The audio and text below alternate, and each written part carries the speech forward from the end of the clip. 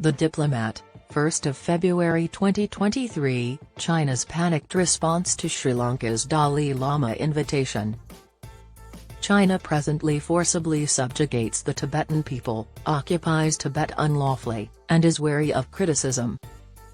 The Chinese government's disproportionate response to the Dalai Lama's request from Buddhist monks in Sri Lanka to revisit the island underlines Beijing's profound fears toward the Tibetan leader. The event also exposes the open financial and arm-twisting servitude China engages with smaller nations to influence them to toe its line. The Dalai Lama's public sermon was held in Bodh Gaya, India, on December 29 to 31. Several senior Sri Lankan Buddhist monks who attended the event reportedly showed interest in the spiritual leader visiting their country. According to Sri Lankan media, the Dalai Lama was invited by the monks.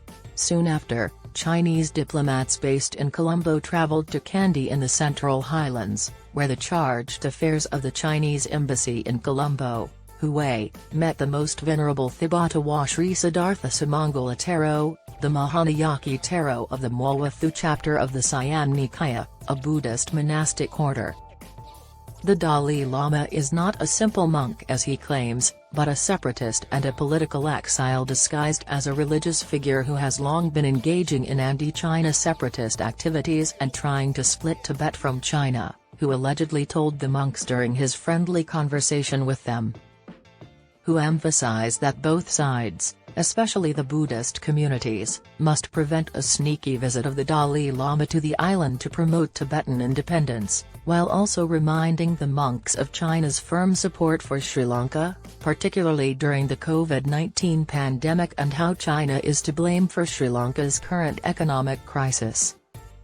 According to Hu, this was vital to protect the historical links between Sri Lanka and China from being harmed. The meaning was obvious. If the Dalai Lama's invitation to visit debt-ridden and dependent Sri Lanka is not revoked, China's relations with that country will be damaged. In the meantime, a representative of the exiled Tibetan administration claimed that the Dalai Lama had no plans to travel to Sri Lanka. According to him, the Dalai Lama doesn't intend to travel to Sri Lanka. The Chinese government raises concerns when the Dalai Lama travels to other nations. In the case of India, where the Dalai Lama resides, Beijing has always become uneasy whenever he travels to Arunachal Pradesh in the northeast of India, where China claims sovereignty. China retaliates against nations that host the Dalai Lama.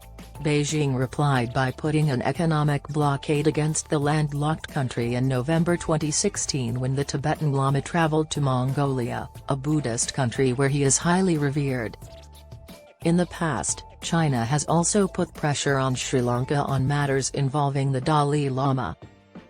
A Sinhalese daily, Iradelankadeepa, is said to have come under pressure from the Chinese embassy in Colombo in December 2017 to halt the serialization of the Dalai Lama's autobiography, My Land and My People.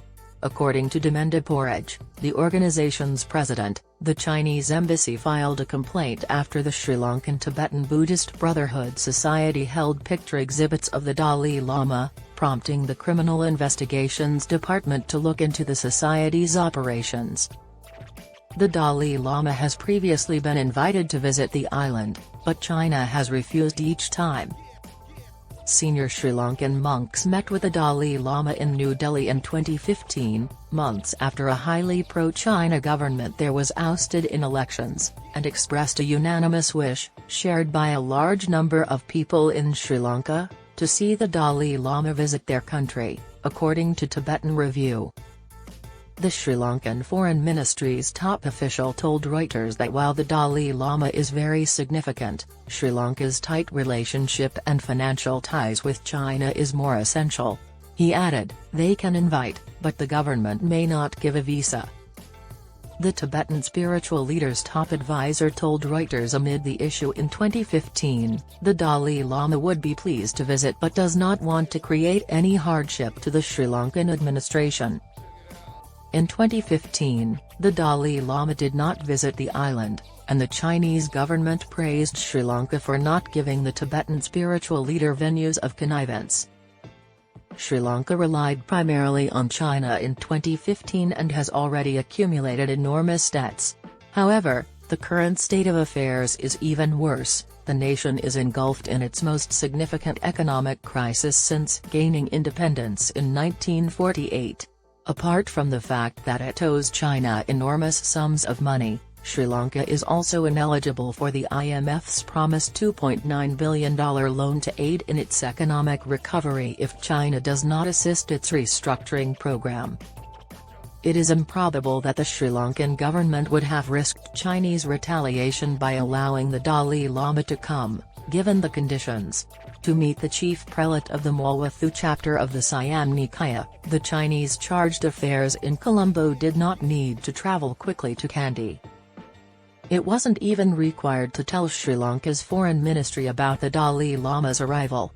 Sri Lanka is aware of the repercussions, after all. However, Chinese concerns about the Dalai Lama and his popularity ran so deep that the country was reluctant to gamble.